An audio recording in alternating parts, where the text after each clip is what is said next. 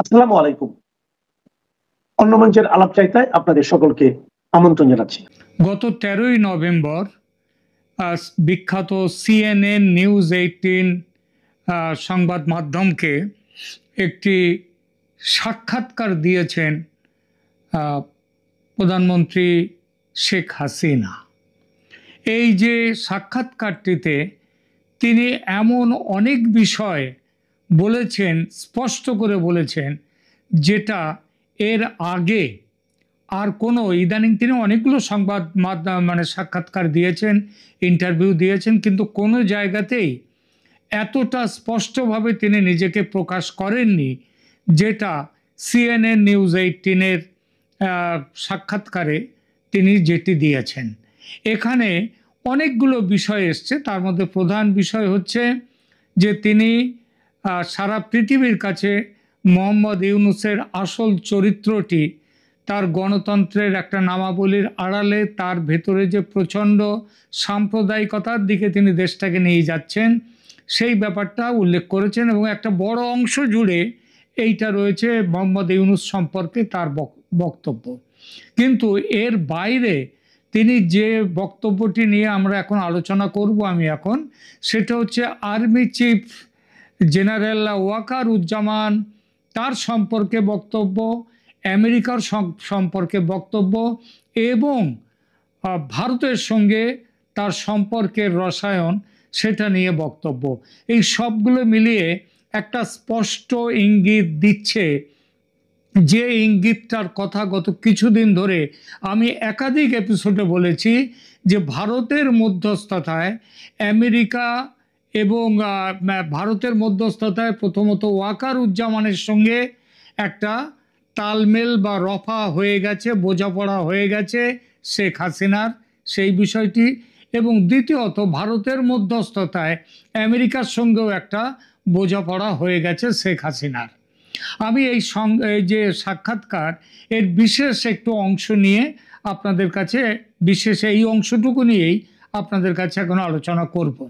তাকে প্রশ্ন করা হয়েছিল CNN নিউজ 18-এর পক্ষ থেকে, আমি মূল ইংরেজিটাই বলছি, how far was army chief general Wakeruzzaman involved in negotiating your exit and do you believe he was acting independently under US diplomatic pressure or as a balancing actor to prevent bloodshed? মানে তাকে জিজ্ঞেস করা হয়েছে যে আপনাকে যে দেশ ছেড়ে চলে আসতে হয়েছে, আপনার পদ ছেড়ে দিতে হয়েছে, তার জন্যে আর্মি চিফ জেনারেল ওয়াকারুজ্জামানের ইনভলভমেন্ট, তার সাথে সম্পৃক্ততা, সেটা কি ধরনের? আপনি কি মনে করেন তিনি স্বাধীন ইচ্ছায়, তার নিজের ইচ্ছায় স্বাধীনভাবে তিনি সিদ্ধান্ত নিয়েছিলেন? মানে সিদ্ধান্তটা কি? সেটা হচ্ছে ওই যে সেনা যে অস্ত্র নামিয়ে রাখা, গুলি করবে না, এই বিষয়টি, সেটা তিনি তার স্বেচ্ছায় নিয়েছিলেন ইন্ডিপেন্ডেন্টলি, স্বাধীনভাবে, নাকি US ডিপ্লোম্যাটিক প্রেসারে, আমেরিকার চাপে, কূটনৈতিক চাপের ফলে তিনি নিয়েছিলেন? অথবা ব্যালেন্সিং একটা টু প্রিভেন্ট ব্লাডশেড, যে আরও রক্তপাত যাতে না হয় তার জন্য তিনি এই সিদ্ধান্ত নিয়েছেন? এইটা ছিল প্রশ্ন। এর উত্তরে তিনি বলছেন, the military was faced with an impossible situation, মানে আর্মিকে, সেনাবাহিনীকে একটা ভয়ঙ্কর, একটা অসাধ্য, একটা ভয়ঙ্কর সমস্যার মুখে পড়তে হয়েছিল। সেটা কি? ডিফেন্ডিং এ কনস্টিটিউশনাল গভর্নমেন্ট, একটা সাংবিধানিক সরকারকে রক্ষা করা। কার বিরুদ্ধে রক্ষা করা? এগেনস্ট ওভারওয়েলমিং মব ভায়োলেন্স, যে ভয়ঙ্কর একটা মব ভায়োলেন্স, তার সামনে তাকে রক্ষা করা, while avoiding any further loss of life, আরও জীবন বা রক্তপাত যাতে না হয়, জীবন যাতে না যায়, তার জন্যে সেটা করা। Our discussion focused on preventing a complete breakdown in law and order and ensuring the safety of my family and staff and of ordinary civilians on the streets of Dhaka. Whether or what kind of external pressure influenced decisions, I cannot say. তিনি বলেছিলেন, আমার পরিবারের জীবন রক্ষা, আমার যে কর্মীরা তাদের জীবন রক্ষা এবং সাধারণ নাগরিকের জীবন রক্ষার জন্যে আমি মনে করি যে এই জিনিসটা সেদিন করেছিল সেনাবাহিনী, এই রাস্তা নিয়েছিল। এর পেছনে অন্য কোনো প্রেশার আছে কিনা, বাইরের এক্সটার্নাল প্রেশার এই সিদ্ধান্তের পেছনে ছিল কিনা, আমি সেটা বলতে পারি না।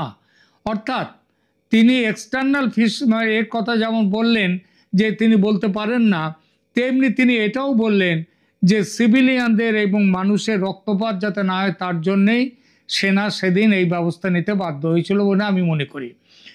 আবার যখন তাকে এর পরের প্রশ্নটা হচ্ছে, were you aware of a coordinated plan within the civil military establishment to install a caretaker facade government once you left, and if so who are the key intermediaries? তার মানে হচ্ছে যে আপনি কি মনে করেন যে একটা নাগরিকদের সিভিল এবং মিলিটারি এই দুরকম এস্টাবলিশমেন্ট এরা কি আপনার বিরুদ্ধে আপনাকে পদচ্যুত করে একটি কেয়ারটেকার গভর্নমেন্ট সেখানে সরকার সেখানে বসাবার চেষ্টা করেছিল? যদি তাই করে থাকে তো এই চেষ্টার মধ্যে কারা জড়িত ছিল? এর উত্তরে শেখ হাসিনা বলছেন, I was not aware of any coordinated plan at that time. আমি জানতাম, আমি সে সময় এই ধরনের কোনো সম্ভাবনা, এই ধরনের কোনো কিছু যেটাকে আমরা বলা যায় ষড়যন্ত্র বা পরিকল্পনা সেটা হয়েছিল কিনা আমি ওই সময় জানতাম না। আমি শুধু ছিলাম যে আমার দেশের মানুষের, I was focused only on the safety of my country and my people. আমার দেশের মানুষ এবং আমার দেশের সুরক্ষার জন্যই আমি চিন্তা করেছিলাম। তারপরে কি বলছেন, it was only after the events of August 5 that I started to discern the premeditated nature of this coup. তিনি বললেন তারপরে 5 আগস্টের পরে আমি এই বিষয় নিয়ে ভাবতে শুরু করলাম যে এর পেছনে কি থাকতে পারে। The speed with which Yunus seized power, the immediate immunity granted to perpetrators, and the dissolution of our judicial inquiry. তিনি বলছেন যে দ্রুততার সঙ্গে ইউনুস ক্ষমতা দখল করলো, যে দ্রুততার সঙ্গে ইমিউনিটি দিয়ে দেওয়া হলো যারা এই সমস্ত কাণ্ড ঘটিয়েছে তাদের, এবং আমি যে জুডিশিয়াল এনকোয়ারি যেটা দিয়েছিলাম ওই প্রথম দিকের যে সমস্ত খুন জখম নিয়ে, সেইটা যখন তারা ভেঙে দিল, তারা যখন সেইটাকে আর রাখলো না, তখনই আমি বুঝতে পেরেছিলাম যে এটা হচ্ছে একটা পুরনো সিদ্ধান্ত, একটা পরিকল্পনা মাফিক ব্যাপার ঘটেছে আমার বিরুদ্ধে। Yunus, it seems, had been preparing to seize power, or those who installed him had. মানে ইউনুস পাওয়ার নিতে চাইছিলেন, ক্ষমতা, অথবা যারা তাকে ক্ষমতায় বসিয়েছে তারা এখানে তারা এই ব্যাপারটা ঘটিয়েছে। তারপরে তাকে প্রশ্ন করা হয়েছিল যে আমেরিকা যুক্তরাষ্ট্রের ভূমিকার ব্যাপারে আপনি কি বলবেন তার উত্তরে তিনি বলেছেন যে আমাদের আমেরিকার সাথে আমাদের সবসময় ভালো সম্পর্ক ছিল এবং আমাদের বিশ্বাস করার কোনো কারণ নেই যে এই ঘটনার পেছনে আমেরিকার কোনো হাত ছিল, এটা করার কোনো কথা নয়। এখন এই যে ব্যাপারটা, এই যে প্রশ্নগুলো এবং এই যে উত্তরগুলো এলো, তার মধ্য দিয়ে কিন্তু একটা জিনিস আমাদের কাছে এসে চলে যায়, আমাদের সামনে চলে আসে, যে এই সাক্ষাৎকারটা তিনি দিলেন, তিনি সেনাপ্রধান ওয়াকারুজ্জামান কিংবা যুক্তরাষ্ট্র সরকারকে তার ক্ষমতাচ্যুতির জন্য প্রকাশ্যে দায়ী করেননি, বরং মার্কিন প্রেসিডেন্ট ডোনাল্ড ট্রাম্পের প্রশংসা করেছেন এবং ভারতের দিকেও স্পষ্ট মনোভাব ব্যক্ত করেছেন যে বাংলাদেশের জন্য free, fair and inclusive election, তার জন্য ভারত চেষ্টা করছে এবং সেই চেষ্টাটাই করে যাক, এইটা তিনি চান। এই বার্তাগুলো শুধু কূটনৈতিক পরিবেশকেই নয়, বরং দেশের ভবিষ্যৎ পথ চলার ব্যাপারে নতুন জল্পনা কল্পনা তৈরি করেছে। সাক্ষাৎকারে হাসিনা যেভাবে কথাগুলো সাজিয়েছেন, অর্থাৎ দায়ী না করে সরাসরি সমস্যার দিকে না গিয়ে বাইরে থেকে সমাধানের আশ্বাস ও বন্ধুত্বের কথা তুলেছেন, তা স্বাভাবিক কূটনৈতিক ভাষ্যের বাইরে, বরং এর ভেতরে গভীর বার্তা রয়েছে। সেনা ও যুক্তরাষ্ট্রকে দায়ী না করা এই ব্যাপারটা নিয়ে একটু আলোচনা করি। বাংলাদেশের ইতিহাসে কোনো সরকার পতনের সময় প্রধান যে নেতারা থাকেন, রাজনৈতিক নেতারা, তারা সাধারণত সেনার বিরুদ্ধে সরাসরি অভিযোগ তুলতেন। হাসিনা এবার সেটা করেননি। সেনাবাহিনীর প্রতি তিনি নির্লিপ্ত মনোভাব দেখিয়েছেন, এমনকি একথাও বলেছেন যে সেনা যে কথা বলছিল যে আর বেশি রক্তপাত যাতে না হয় তার জন্য সেনা বন্দুক নামিয়ে রেখেছে, তিনি যেন সেইটাকেই সমর্থন দিলেন, সেনার সেই কাজটাকে। এবং যুক্তরাষ্ট্রের প্রতি তার যে সৌজন্যমূলক মনোভাব, এটা ইঙ্গিত দেয় যে সেনার সঙ্গেও যেমন তার একটা রফা হয়ে গেছে, তেমনি যুক্তরাষ্ট্রের সঙ্গেও তার রফা হয়ে গেছে। দক্ষিণ এশিয়ার ভূকৌশলগত সমীকরণে বাংলাদেশ ভারত সম্পর্ক একটা বড় ভূমিকা। ভারতের কাছে খোলাখুলি আর্জি রেখে নয়াদিল্লি যেন বাংলাদেশের নির্বাচনটাকে ফ্রি, ফেয়ার অ্যান্ড ইনক্লুসিভ করে, সেই পরিবেশ নিশ্চিত করতে তিনি আর্জি জানিয়েছেন। এটা হচ্ছে হাসিনার একটা বড় বার্তা ভারতের দিকেও। আর কৌশলগত সমঝোতার ইঙ্গিত তো তার এই সাক্ষাৎকারের ছত্রে ছত্রে। ইতিহাসের পটভূমিতে দেখা যায় জোট নয় বরং ত্রিপাক্ষিক সমঝোতা বাংলাদেশের রাজনৈতিক মেরুকরণে বহুবার নির্ধারক ভূমিকা রেখেছে।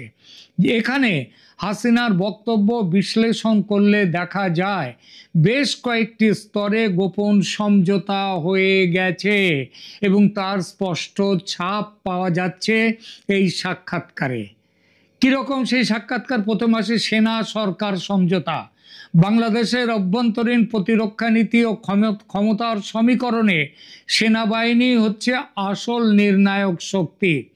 হাসিনার ইঙ্গিতপূর্ণ নির্লিপ্তি যে সেনাবাহিনীকে দায়ী না করা, এটা প্রমাণ করে যে অন্যতম চ্যালেঞ্জিং মিডফিল্ড অর্থাৎ সেনাবাহিনী, তার সঙ্গে হাসিনার অলরেডি সম্পর্ক ম্যানেজ হয়ে গেছে, রফা হয়ে গেছে। আমি বেশ কিছুদিন ধরে আমার একাধিক ভিডিওতে বলেছি ভারতের মধ্যস্থতায় শেখ হাসিনার সঙ্গে সেনাপ্রধান ওয়াকারুজ্জামানের একটা সমঝোতা হয়ে গেছে। এই সমঝোতার পর ওয়াকারুজ্জামানের সঙ্গে মোহাম্মদ ইউনূসের সংঘাত আরও তীব্র হয়েছে। এতদিনে শেখ হাসিনার নিজের কথায় আমার অনুমান, যে আমি ভুল অনুমান করিনি, সেটা ঠিক বলে বোঝা গেল। কেন রফা প্রয়োজন ছিল সেনাবাহিনীর সঙ্গে? সেনাবাহিনীর সরাসরি রাজনৈতিক হস্তক্ষেপ রোধ করা এবং দেশের স্থিতিশীলতা বজায় রাখা, দুই দিক থেকেই হাসিনার পক্ষে, হাসিনার জন্য সেনাবাহিনীর সঙ্গে রফা আবশ্যক ছিল। দ্বিতীয়ত, যুক্তরাষ্ট্রের সঙ্গে আনুষ্ঠানিক তো নয়, এটা অনানুষ্ঠানিক সমঝোতা হয়ে গেছে। এই যে মার্কিন প্রেসিডেন্ট ট্রাম্পকে প্রশংসা করা, প্রকাশ্যে যুক্তরাষ্ট্রকে দায়ী না করা, এটা স্পষ্টতই নতুন চুক্তির পূর্বাভাস। কোনো কিছুই কিন্তু কারণ ছাড়া হয় না। সংসদীয় নির্বাচনের আগে যুক্তরাষ্ট্র থেকে সহানুভূতিশীল আচরণ পাবেন তিনি, মানে ফেব্রুয়ারিতে হোক আর যবেই হোক, এটা প্রত্যাশা, এবং ইতিমধ্যেই প্রত্যাশা পূরণের অনেক লক্ষণ দেখা যাচ্ছে।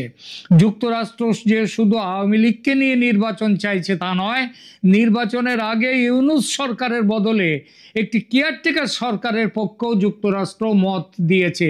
কোথায়? আবার বলি, অনানুষ্ঠানিকভাবে ভারতের সঙ্গে আলোচনায়, এবং সে কথা জানিয়েও দেয়া হয়েছে শেখ হাসিনাকে। এমনকি সেই কেয়ারটেকার সরকারের নেতৃত্বে শেখ হাসিনা আসতে পারেন এমন আলোচনা কিন্তু খুব গুরুত্বের সঙ্গে চলছে আমেরিকা ও ভারতের মধ্যে। এই রফার বিনিময় মূল্যটা কি? বিনিময় মূল্য হচ্ছে যুক্তরাষ্ট্র চাইছে এবং ট্রাম্প প্রশাসন চাইছে বাংলাদেশের রাজনৈতিক পরিবেশে নিরপেক্ষতা ও মানবাধিকার রক্ষা হোক। হাসিনা সেটার ইঙ্গিত দিয়েছেন ফ্রি, ফেয়ার অ্যান্ড নির্বাচনের কথা বলে। ভারতের মধ্যস্থতা, ভারতের প্রধান ভূমিকা।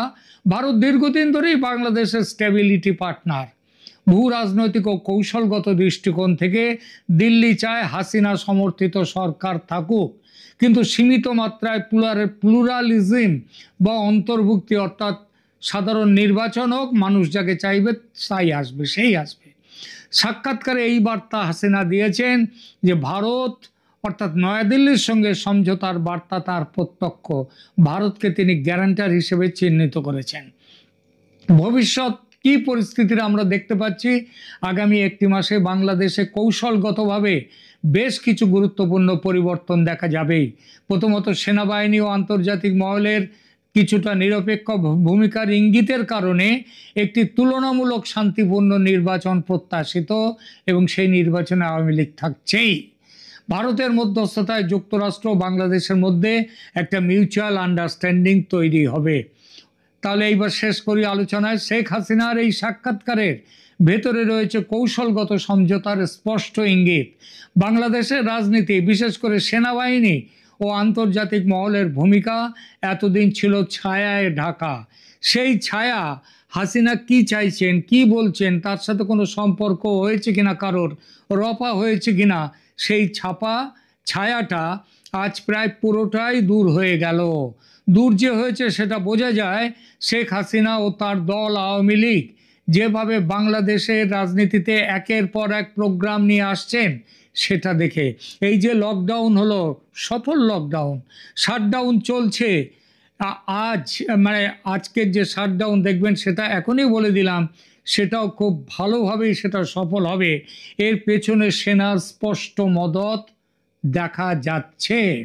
এই মদত কিন্তু নিচের স্তরের নয়, অনেক উপর স্তরের বোঝাপড়া।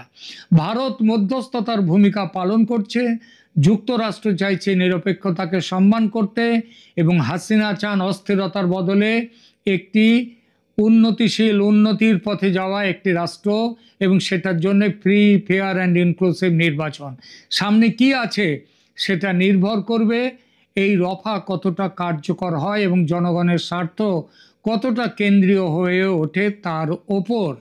আগামীকাল শাটডাউনের শেষ দিন, এই দিনে কিন্তু সাধারণ মানুষের অনেক বড় ভূমিকা দেখা যাবে আগামীকাল, এবং এই সবের ওপরে নির্ভর করছে আগামী দিনের বাংলাদেশ, শেখ হাসিনা এবং কিভাবে বাংলাদেশ চলবে তার উপরে। এখনকার মতো এখানে রাখছি, ধন্যবাদ।